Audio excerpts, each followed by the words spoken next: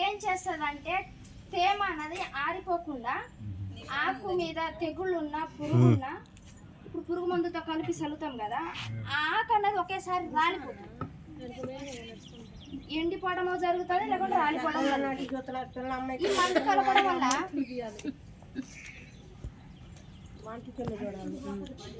ఇది కలుపుతున్నారు.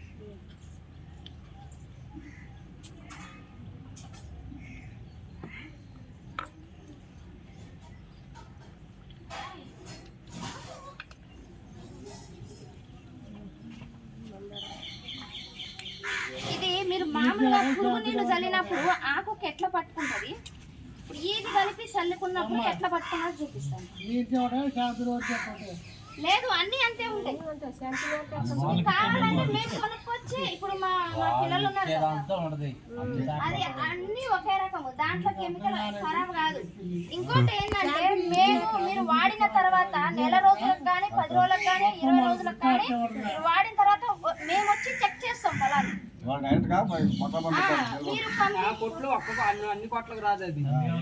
మందులు పోయి తీసుకొస్తారు, షాపులో పోయి తీసుకొస్తారు, అంత లక్షలు పెట్టుబడి పోయి వాళ్ళు ఒక్కసారైనా వచ్చి మీరు మీ పొలం ఎట్లా ఉందని ఒక్కసారి ఎవరైనా ఇన్ని సంవత్సరాల నుంచి మీరు చేస్తున్నారు వచ్చి చూస్తున్నారా? లేదు. కానీ మా కంపెనీ ఏం చేస్తుందంటే మా బాధ్యత రైతు బాగుపడాలనే ఉద్దేశంతో తప్ప వేరేదేం లేదు.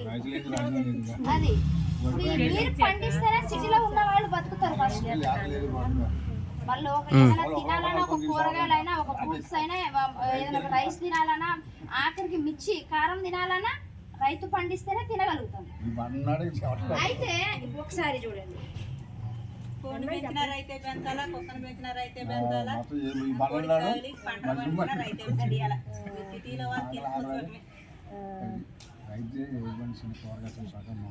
ఒక్కసారి చూడండి ఏది పట్టుకుంది.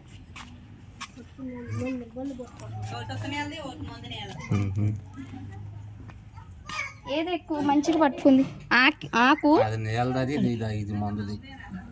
మీరు మందు కొట్టినప్పుడు ఆకు ఎట్లా ఉంటుంది? కనపడుతూనే ఉంది అది.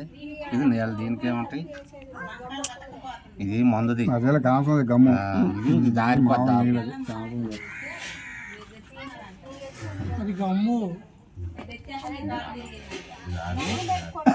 అది ఎట్లా ఆరిపోద్ది, అది ఆరిపోద్ది ఆరిపోదు కదా.